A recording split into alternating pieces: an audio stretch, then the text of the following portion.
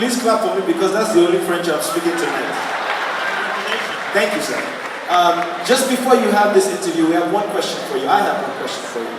You are the youngest president ever in France. And you're a role model and an inspiration to young people all over the world, and particularly in Africa. So what advice do you have for young Nigerians as regards participation in politics? Is it important, and how do you go about it? Well, at the beginning of the interview, That's the beginning. thanks very much, first of all. I'm very happy to be here with you.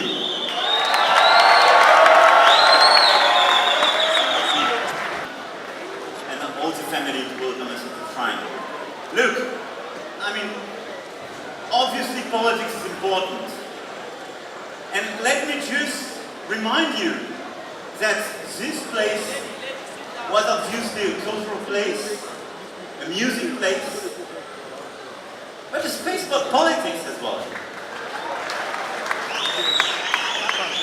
I mean, referring to your father, he was not just a musician. He was as well a politician. It's the whole meaning. He was a politician because he wanted to change society. So if I have just one message for young people here in the shrine tonight, yes, politics is important. Yes, be involved. And there is no advice. Thank you, sir. Couture, over to you.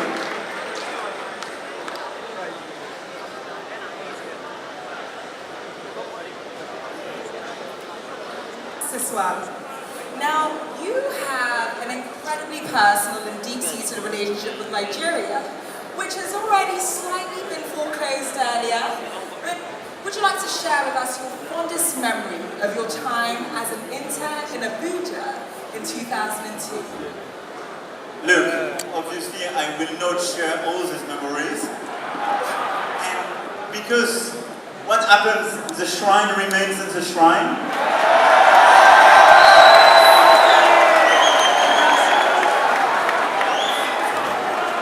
But, no, for sure, I discovered Africa at the time. And I discovered Nigeria. And a lot of my friends at that time are in the place tonight. And let me just say hello to them. But, I mean, I discovered Nigeria, I discovered Lagos, and once I discovered the shrine. And I have to say it's something very strong. Obviously, that's a place where the best music were given and new events always happen. But I have to say that my main memory is about this vitality, this strength. Proud people, proud of their culture, proud of their arts, proud of their music.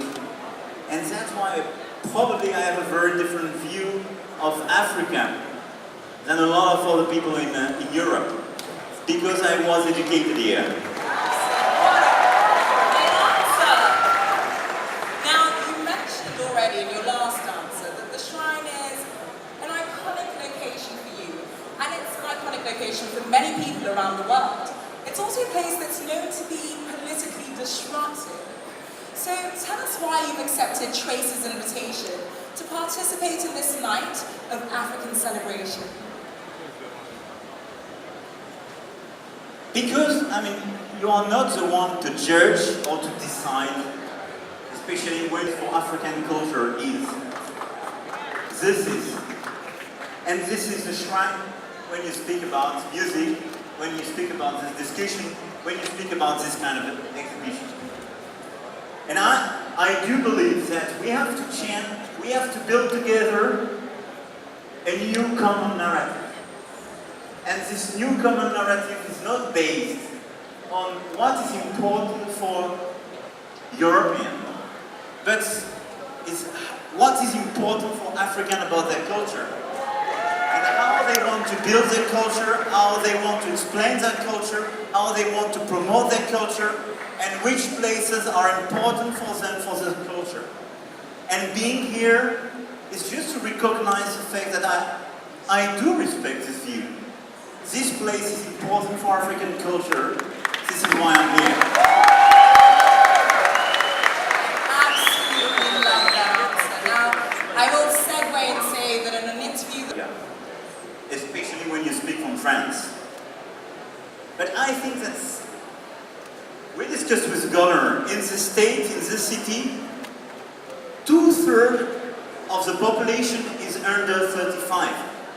Which means that 2/3, at least, of your people just never experienced colonization. And it's true for a large part of Africa.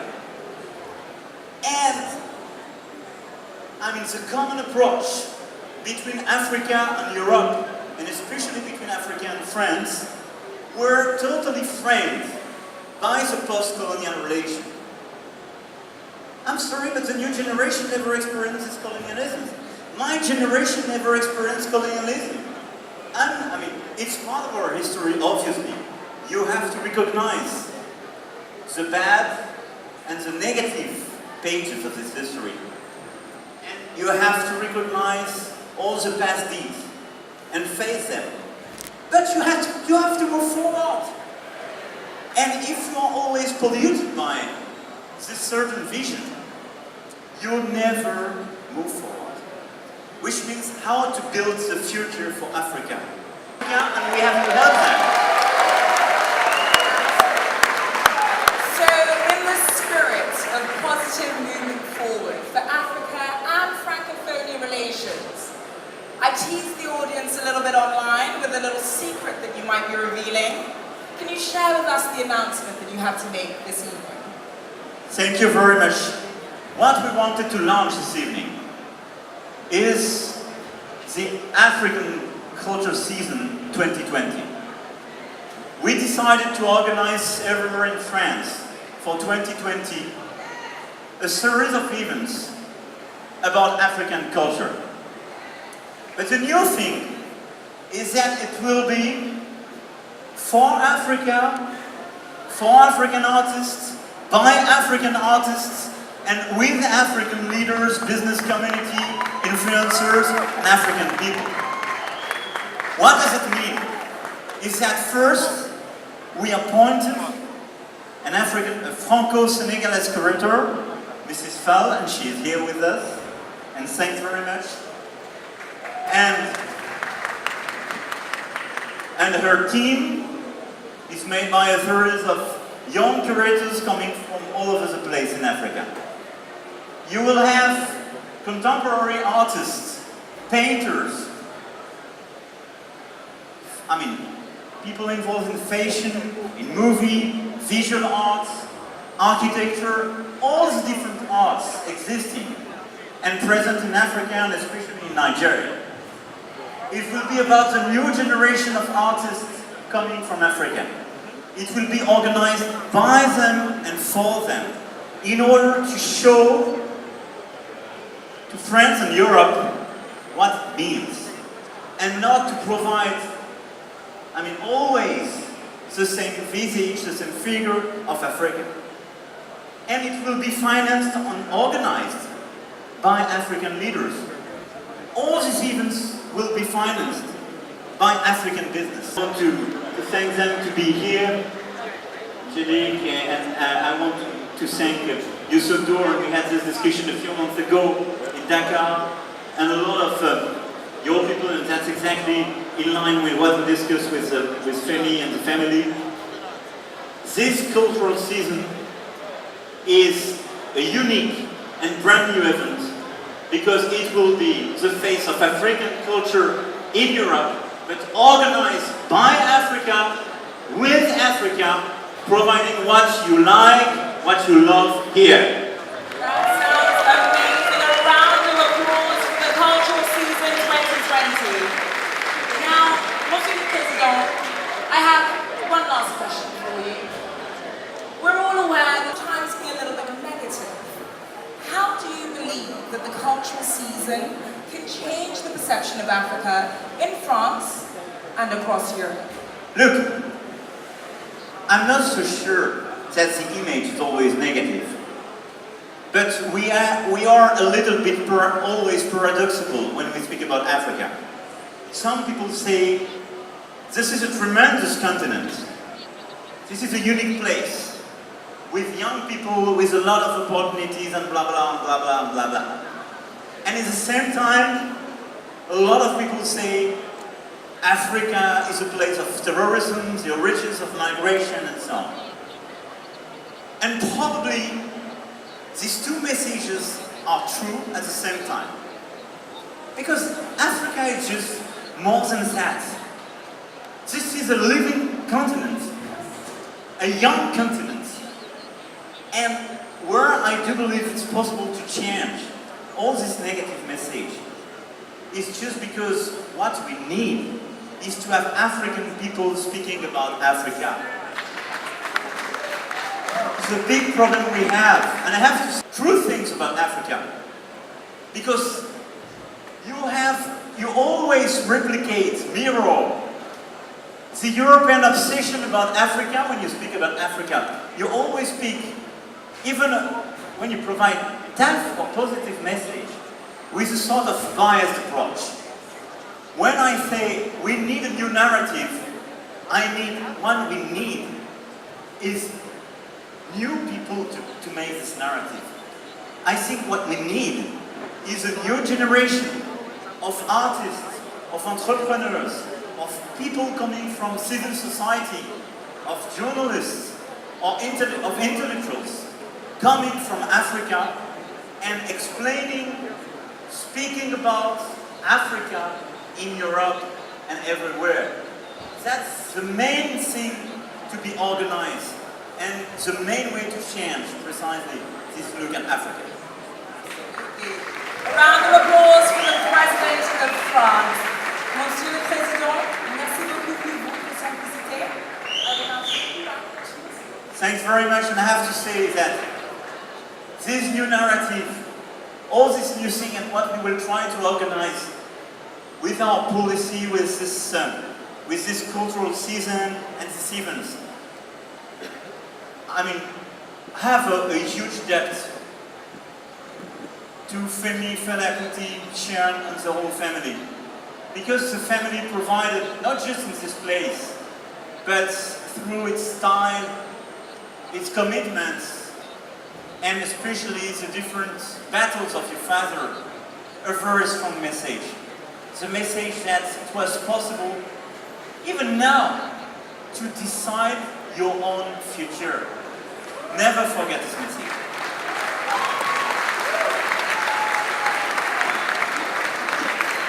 Okay, ladies and gentlemen, please stand by for a message from Lagos State. Can we play the Lagos State message? Thank you.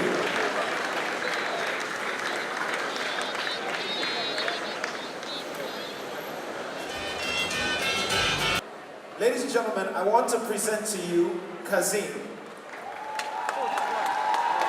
Sir, Kazim put this together in the last 2 hours. He took a picture of you and he drew this while we were waiting for you. I witnessed it, 100%. This is the level of talent that we have in Lagos. This is the level of talent that we have in Nigeria. An 11-year-old did this in 2 hours. I think that deserves the biggest round of applause so far tonight for our young artist Kazim.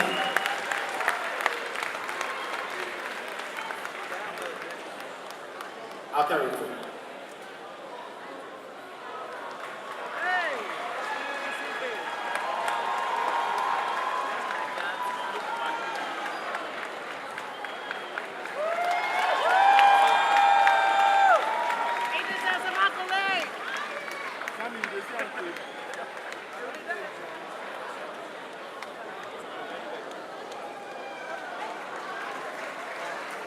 Thank you so much, Kazim. Ladies and gentlemen, a round of applause for our brilliant 11-year-old artist for putting this together in 2 hours. This is amazing.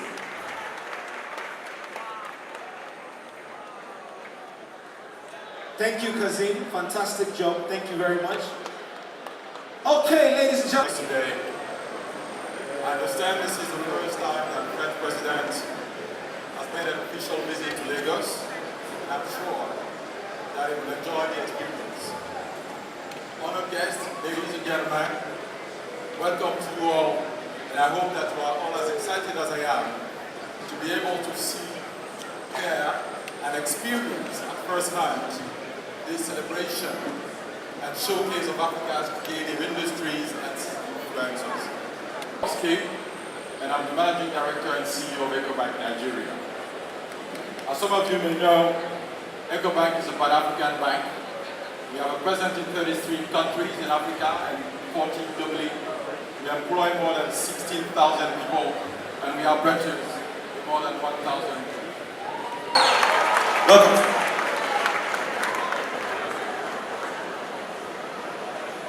Your Excellency,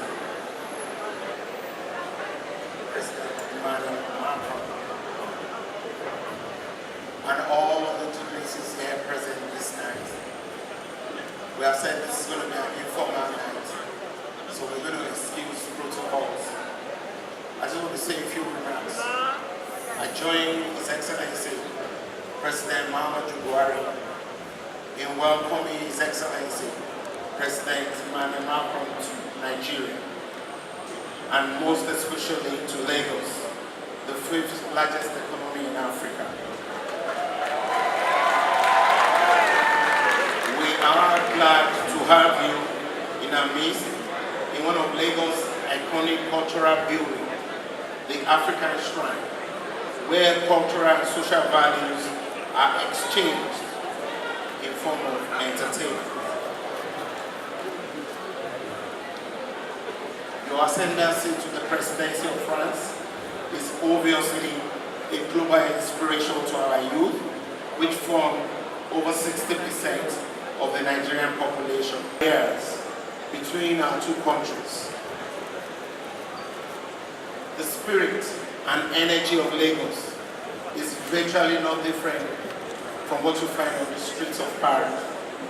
Please, Mr. President, enjoy the great hospitality that this African shrine is acknowledged to offer over the decades. Everybody say yeah, yeah. Merci beaucoup. Thank you, sir. Okay, ladies and gentlemen, tonight we are in for a real treat, because not only is President Macron attending this event, he's actually a part of the show. Come down. So please, if you are not part of the immediate protocol team, they're not leaving, the show is still going on, but they just want 5 minutes to take a view. If it's right up there.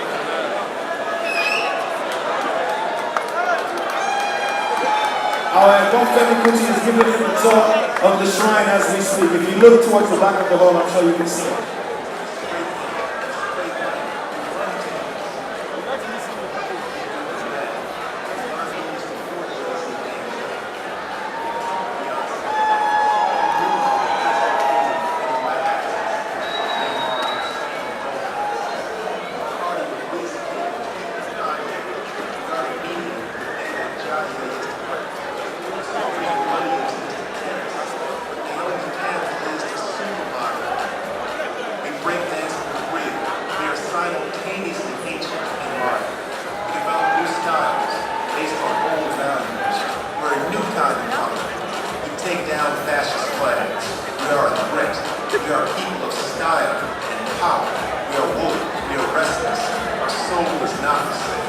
Governments don't fully represent us.